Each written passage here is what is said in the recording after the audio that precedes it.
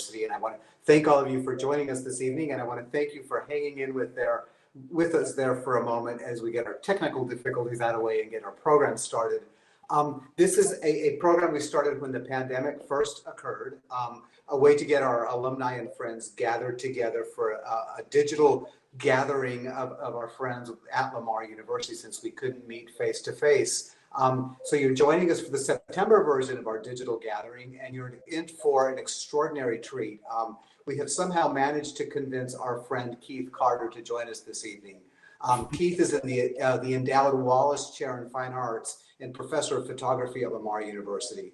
At Lamar, he has been awarded the 3 highest teaching honors that are available: a Regents Professor Award, University Professor Award, and he has been named Distinguished Faculty Lecturer. In addition, in 2004, Lamar University named Keith a Distinguished Alumnus, since he has a degree from Lamar University, a degree in management that he earned in 1970.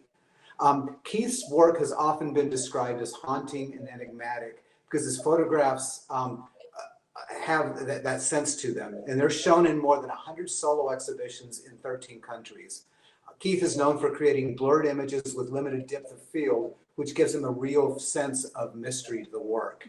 His newest work details our changing environment and loss of animal species. He's experimenting with colors by digitally replacing natural color palettes with hues from old master paintings. In addition, there are 13 books of his work that have been published, as well as a documentary film called A Certain Alchemy. He has been featured in art segments of nationally televised shows like CBS Sunday Morning, and is the recipient of the Lane Taylor Prize from the Center for Documentary Studies at Duke University. He's been named by the Houston Art League as the Artist of the Year and received in 2009 the Texas Medal of Arts. The Los Angeles Times has called Keith the poet of the ordinary.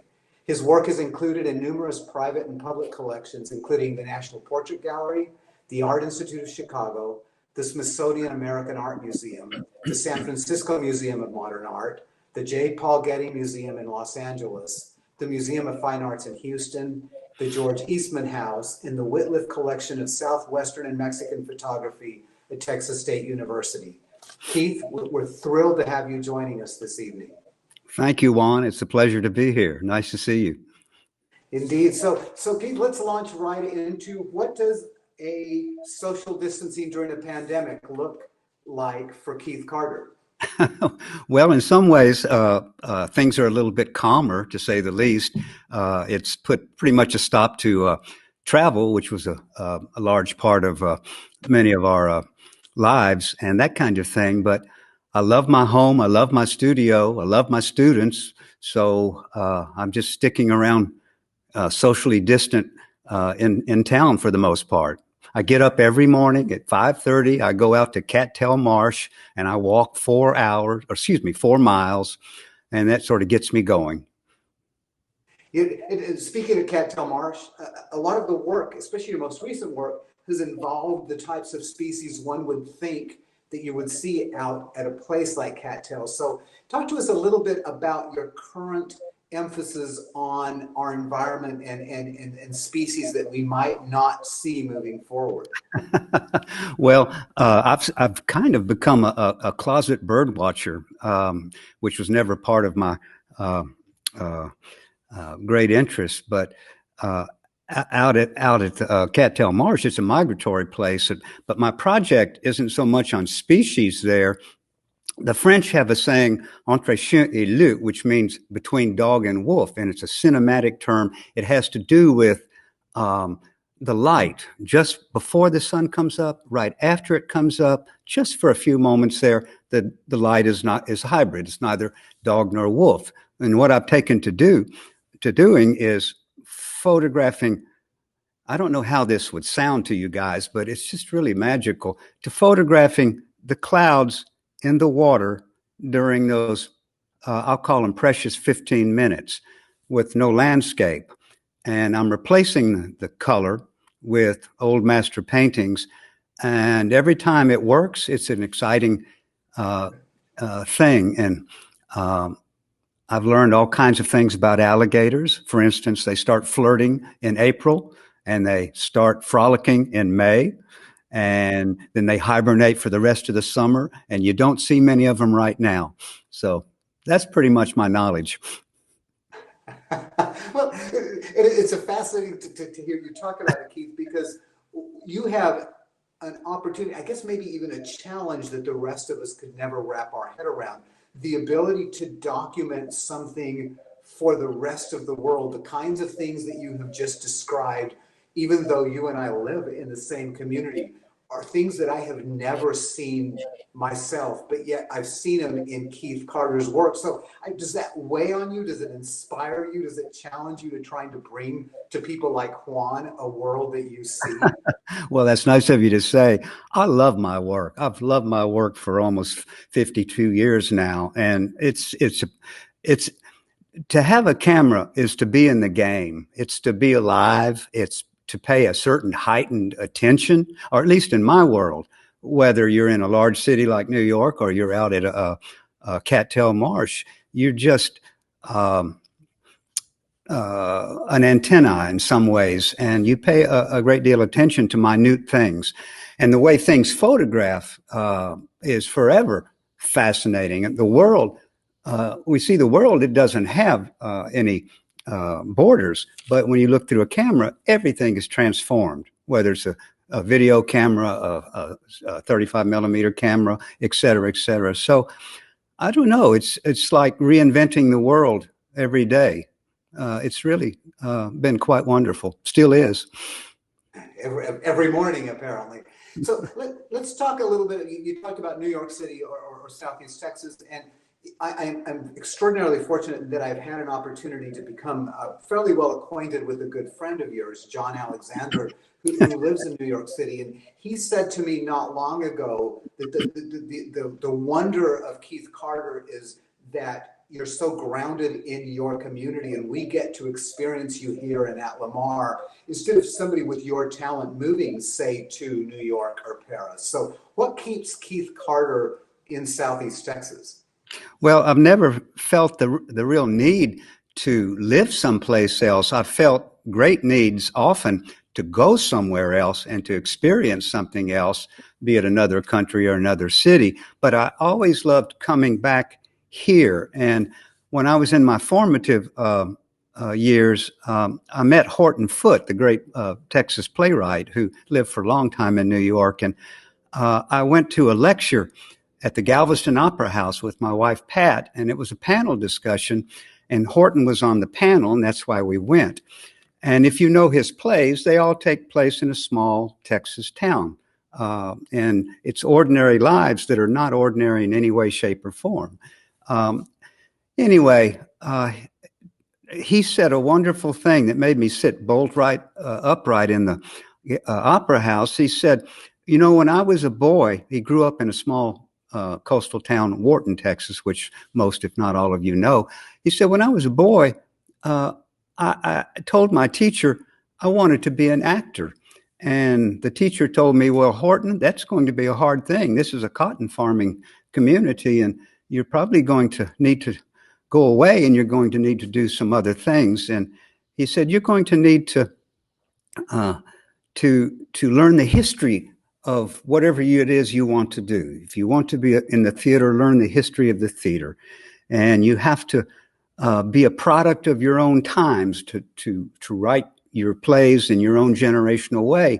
And he said, and I did that, and I went away, and then I thought for a while, he said, that's just not enough for me.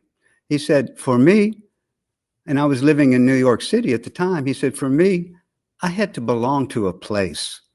And he's taken his place while he was alive everywhere, and he made plays about that. And I thought, well, that's a good model. So wherever I go, whatever, if it's another country or another city, I just tell myself I'm going to take my place with me, and I'm going to ground myself in the same kinds of interests and be open to everything else that happens or what brought me there. So I don't know if that really answers your question, but to go away and come back is a wonderful thing. But to go away again and to come back is, again, a wonderful thing. I know those of us at Lamar University are very grateful that you go away and do come back because, as we've talked about, our students have an extraordinary gift in that they get to take classes from somebody with your pedigree and your background. So, how we're back to school, you know, we wondered how this semester would start and go forward. So tell us a little bit about your experience dealing with working with students, for some of whom photography is a brand new experience. You mean in our hybrid way of teaching, or just as they come into class? Well, actually, both. I'm curious about your hybrid way of teaching right now in this environment. Well, About, everybody scrambled to try and figure out a good model to do this. And to teach art is to be hands-on, but that's true of a number of classes. But we have some really good, conscientious students, and most of them are more computer savvy than I am anyway. And between the use of the software Zoom and our own Blackboard, what we do, to answer your question, is have some of us have half the class come.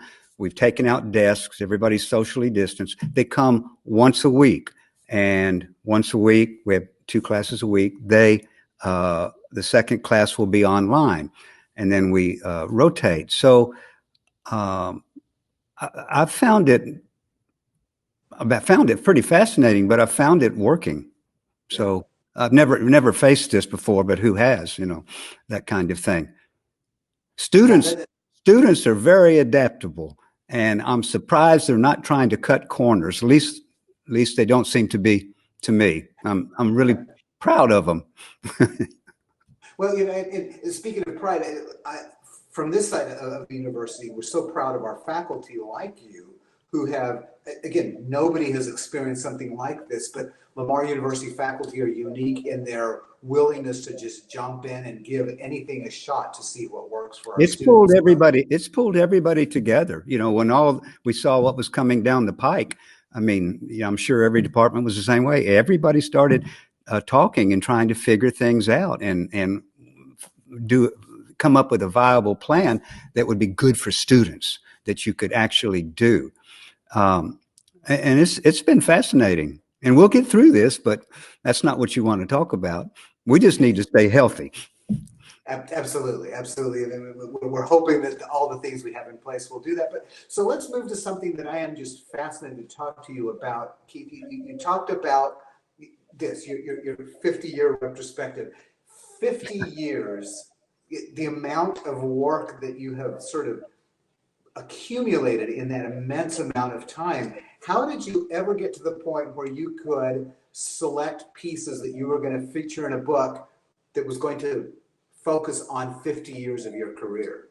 Well, it took me a year, and I did probably what many of you would do. I asked people I respected their opinions, but it was my work, and I thought I should stay in charge of the work. It's like making a little auteur film. You know, you conceive of it, you're going to film it, you're going to edit it, you're going to put the music to it, and you're going to show it. So I had some help from some really good people, some gallery owners, some museum directors, some of my colleagues, and ultimately, in the book world, they give you a page count. They say you have 356 pages. So then you work backwards. What actually can you get in there without driving yourself nuts or somebody else nuts? And you have to leave room for text and so on and so forth. But to me, that was the most wonderful experience, trying to put all that together. It's like going through your life again. Who you met, who you fell in love with, what happened, how you got out of this situation, how your work changed and you didn't even know it while it was happening. All the things that go into a human life. It was a wonderful experience. And it's the same way in filmmaking. When you get it all done and edited and you see it for the first time, you kind of want to see it by yourself or with somebody really close, just because it's a precious experience. It's the same thing with a book. And with that particular book, I mean, I've done other books And to me, they're holy objects. I come out of the book world, and I'm of that age. I love books. But it was a wonderful experience. And then you have decisions to make. Do you want to do this in a linear manner from, say, 1970 to 2020? Or do you want to jump back and forth in time like memory does? You know, we don't really always think in linear terms. So, not to belabor your question, but it was an exciting adventure to try and go through all that work and pull it together and make sense of how things happened when they happened in terms of how you made pictures and what they meant. So, does that make sense?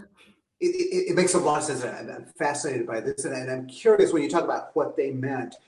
If you go back to a picture many years later, does the meaning, does the moment change for you in looking at a picture as the time when you took the picture and you finally got the image you were going for, and then looking at it several years later, does the meaning of that change for you along the way? It does, and in the best cases, it just becomes richer as your life changes. You look back on how that happened and what these people were like, if it included people, and so on and so forth. It's like some kind of, well, this is a wonderful word, and I use it all the time because I think about it in terms of my own work. But it's some kind of transcendence has enveloped you, and you're thinking, okay, that was a different time, a different place. You're a different time now. You're in a different place. How did that affect you? What did you learn? It's the same thing that happens in students' lives. You know, they're matriculating when they come as a freshman and you see them go out at graduation, and they're completely different people. Things have changed, as they should. So the arts, to me, are not a finite, linear thing, more or less like some aspects of engineering. They're in flux in different ways. By the way, I think engineering is a hugely creative field. So. Indeed. Well, so Keith, I've got a ton of questions of my own, but I have to tell you that our audience is pressing with a lot of questions. So let me ask you a couple of the questions that our audience is asking. One of them came to us from Shannon, and Shannon wants to know what you see as the difference between your work now and some of your early work in photography. Well, I always was drawn to the monochromatic world, black and white photography, because it abstracted things, it seemed to me. And back in the 1970s, when I began, that was really what all the artists were using, was black and white. Now, color is so much better and more stable today, and the digital world has changed everything. So I've grown much fonder of color as long as I can be in control of the actual palette itself. My subject matter in the beginning was pretty much documentary. I wanted to be just like the very famous French documentary photographer Henri Cartier-Bresson. And my mentor was here in town, and he's a sculptor. He's 92 now, David Cargill, which many of you know. And David had loaned me a book on Bresson, and then he loaned me a book on Vermeer. I'd never heard of the painter Vermeer. And between his comments, and he would crop my work and look at my little pictures, and I was learning to print. By the way, I learned to print in the biology department darkroom. They let me clean the building on weekends, and I could use their darkroom. And it was much better darkroom than we had in the art department at the time. So that was kind of wonderful. But so it was documentary in the beginning. And as my life has changed and things have changed, I got much more interested in allegorical things, lyrical things. I became much more interested in poetry, for one thing, but also visual poetry. And I've always been drawn to the poetry of the ordinary. It doesn't have to be the rich and famous or the buffed up. It doesn't have to be the spectacularly perfect objects. It's the things that have a little bit of humanity or flaw to them. And this is true in the animal world too. I'm pretty equal opportunity. So I look for some sort of poetry in a larger sense in ordinary things. And I do things differently now. I used to make straight pictures, and I try to make them good horizon line and things like that. And nowadays, I will tilt the frame a little bit, and we call that breaking the frame. You just tilt the horizon line a little bit, not enough to throw you off, but it changes space. I will often now, even with a film camera, I will tilt it a little bit obliquely rather than just straight on. That changes the perspective in just slight ways. In the early days, I used what we call deep depth of field or deep focus. Everything from foreground to background is in focus. The human eye doesn't see that way. We see in what we call short depth of field. If I look at you, you're in focus. The photograph behind you is out of focus. If I switch, now you're out of focus and it's in focus. So I started making photographs more like eyesight, and I use short depth of field. I use oblique angles. And things look different photographed. That's the best way I can put it. They just look different. And if you abstract them of color, I don't mean to be long-winded, they take on a different cachet. And in the digital darkroom or the wet darkroom, you can do things chemically to make a monochromatic photograph have much more depth. You can give them tones, reddish or blue or greenish tones, rather than just black and white. So it's really kind of a poetic medium. And now I can do it in color. I can change the color. When I used to print color, if there was a person in the picture, you printed for the skin tones. You got the skin tones correct, and then all the other colors were just however they fell. Nowadays, you can target specific colors, and that changes the whole ball game. I can get a skin tone correctly, and I can turn a green leaf brown green. So that's a lengthy answer to your question. It's an exciting medium. It's all about paying attention, a heightened attention Well, to your life. Yeah. Yeah. Keith, and now one of our readers wants to bring you all the way to the current moment in time. And Andre wants to know sort of the significance of the work that you're doing. And does that speak at all to where you are in where you are right now in your thinking or the way that you look at things? Well, if I understand the question correctly, in earlier years, I really wanted to belong to a place, and I wanted to make this place geographically. It had so much allegory there. You had white Anglo-Saxon Protestants here. You had Vietnamese industry, Hispanic work ethics. You had African-American imagination. You had everything, rednecks, peckerwoods, all in a gumbo culture. And that was my subject matter. And well, I just talked myself out of the actual question. What was that actual question again? Just talking about the significance. What Andre noticed, that you're sitting in your studio and he sees some of your work behind you. And he's trying to figure out sort of the significance of the things that you are now displaying, the things that are catching your attention. Okay, well, my themes have pretty much stayed democratic.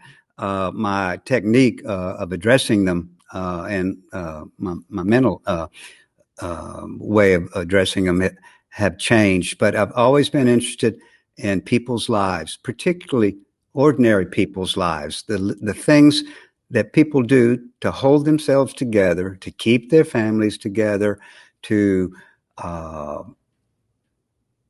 make themselves feel alive in what often seems to be an ordinary world. That was always my early mandate. And then when I started traveling more, and it brings me to today's work, I just tried to take that same thing, whether I was in a bed sitting room in Venice, or you're hanging out in Paris because you're doing a lecture there or something. You still work all the time. but I try to treat that subject matter the same way I would treat subject matter back here in East Texas. But I think of this region as a magical reason and a magical area. I think of, and that's just a mind game, but I think of it as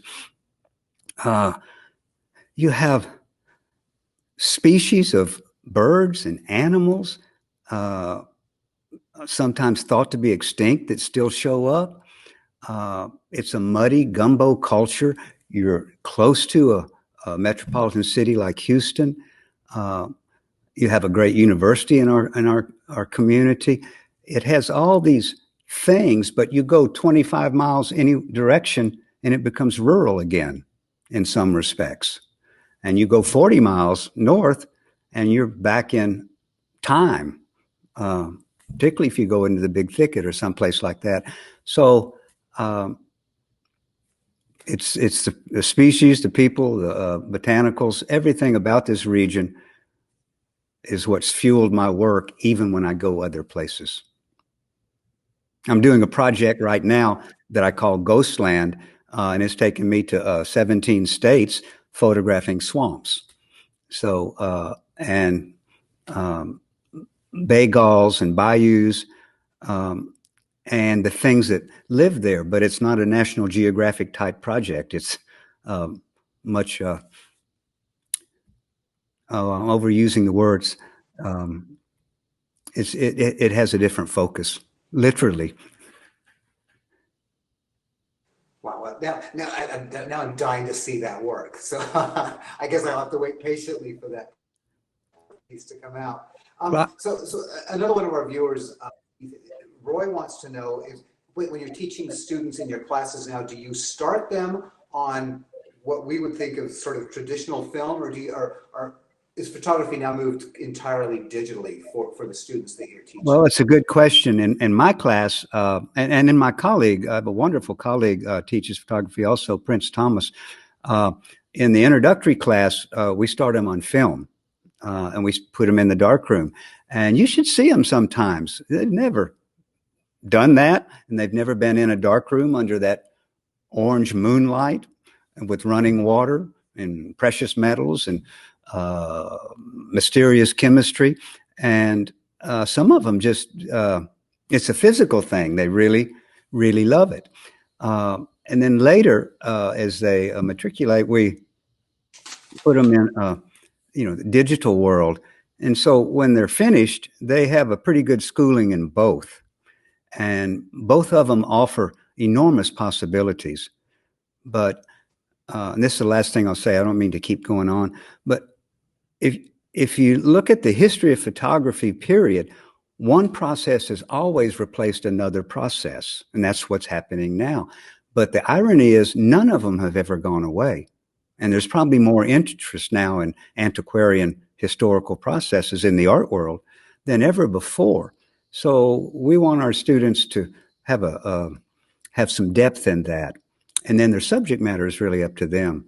So I think it's very exciting what's going on right now. Wow.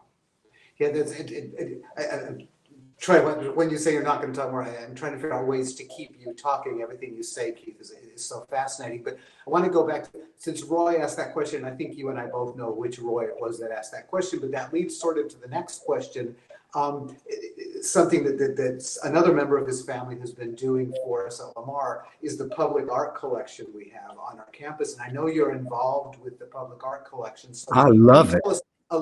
A little bit of what your view of a public art collection on a campus means to a campus like Lamar. Oh, listen, I think a public art collection on our campus is one of the greatest ideas we've had in the last couple of decades, for a couple of reasons. Number one, 75% of the entire population of Texas, that's our students too, live in 4 metropolitan cities: San Antonio, Dallas, Austin, and Houston. That's 75% of our population.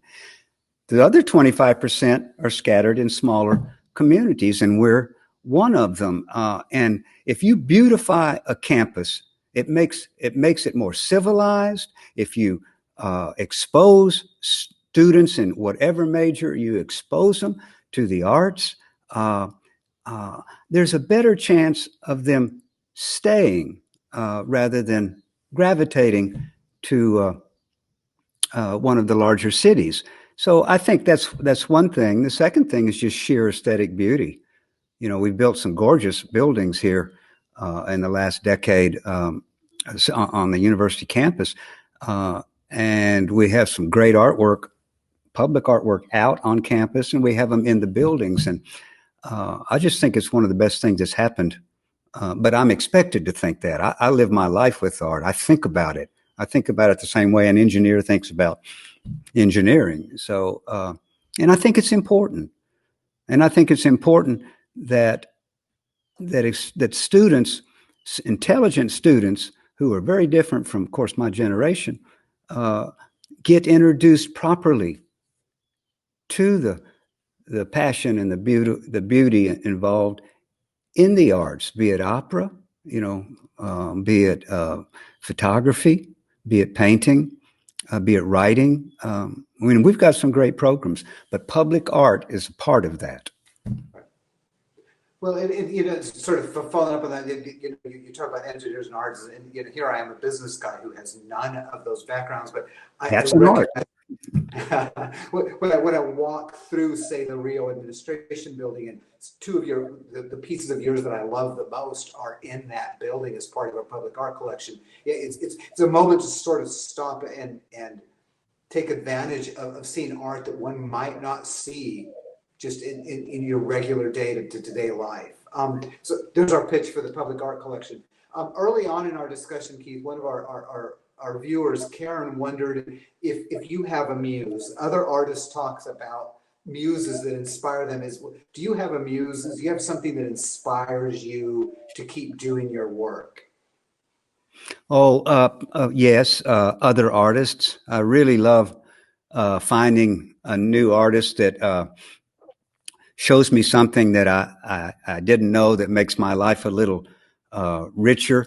I can't do it right now, but I love going to exhibitions that they change you in some ways, or they change me in some ways. I was in Chicago, I guess, a year ago at the museum, and I discovered Kerry James Marshall, African-American painter. Well, everybody else apparently in the world knows about him, but I didn't know about him.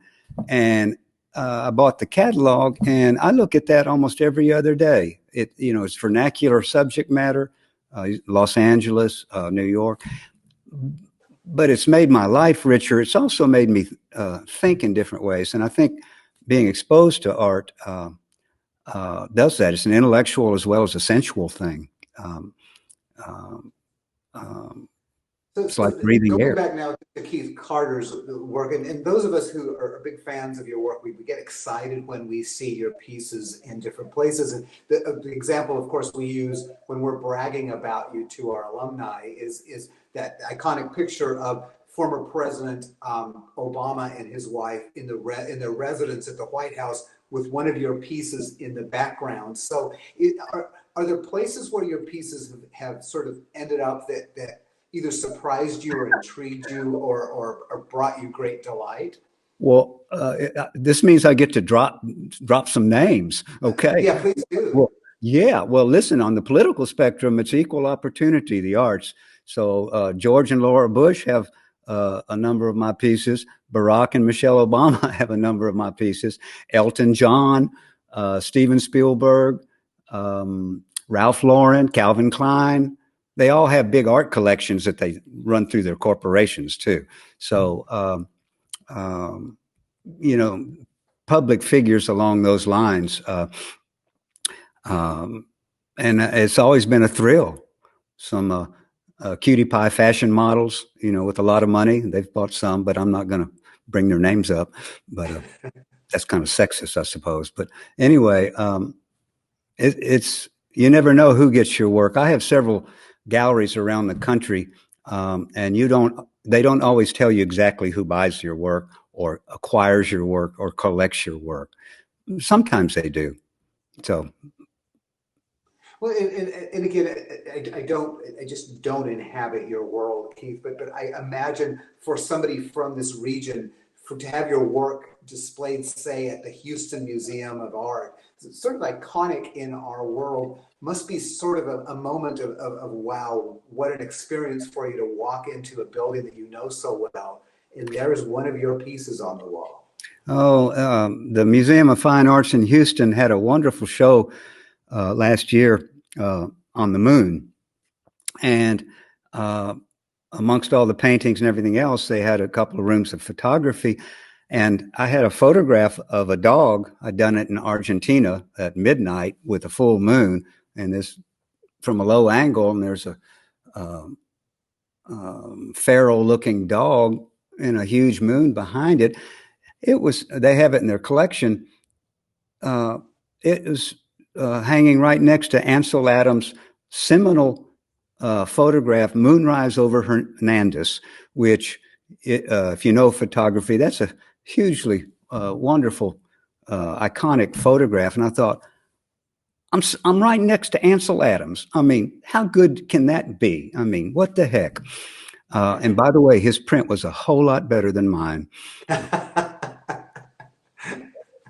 Well, I guess that's for those of us novices to make the argument on that. But so I have to tell you, Keith, while you and I are talking, several people sort of just chimed in with comments of former students of yours who are commenting on how much they love hearing you again and miss having you in their classrooms. So it should also be gratifying to you for the students who have come through your classes. Well, if you're out there, I still miss you. I love you guys. It's been great. It's been great because of you. Continues to be great. Excellent. So Keith, we've kind of stretched the time that I committed from you, and I appreciate you taking the time, but I wanted to sort of end this discussion kind of going back to the beginning. What was it that you think inspired Keith Carter toward photography, something that you would fall in love with and become so important to your life? How did you get to that point where photography became a part of your life? Okay, now listen closely. My mother was a single parent before it was quite so fashionable. And we had moved to Texas, and she had been a traveling Midwest photographer of sorority girls. And when my father left and moved to Alaska, I was 4. I was 6 when he left. But the point of this is my mother started a small studio again.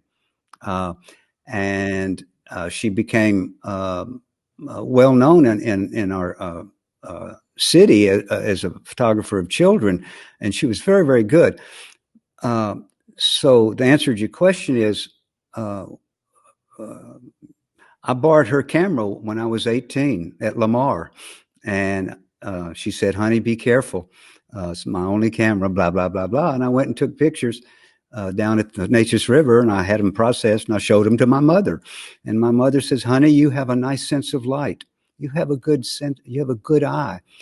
And I look back, it was just good parenting. I thought, I have a nice sense of light. I have a good eye. My mom told me so. It must be true. And I pretty much never looked back. But at the same time, David Cargill, as I mentioned earlier, the sculptor here in town, was a family friend. And I used to hang out over there all the time. And he loved photography.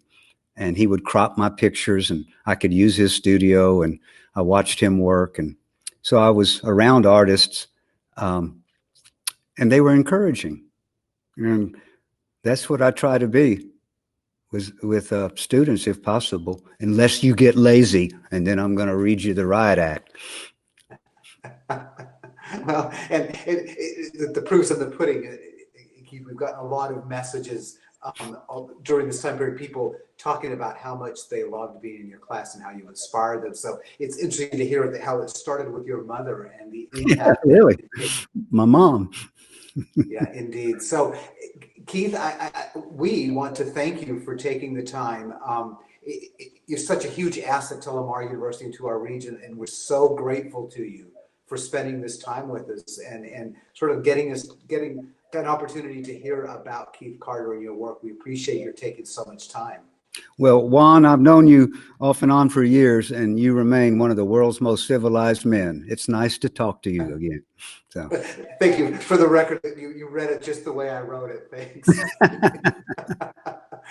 But thank you very much. And we appreciate everybody who held with us as we transition back into this program this evening. And thank all of you for joining with us and staying connected to Lamar. And we look forward to seeing you again. And Keith, thank you again, my friend. my fellow alums, have a good evening, and thank you for having me. All right, you too. Thank you so much. Everybody be careful and safe. Bye-bye. And thank y'all. Thank you. In trying times, I'm here for my community.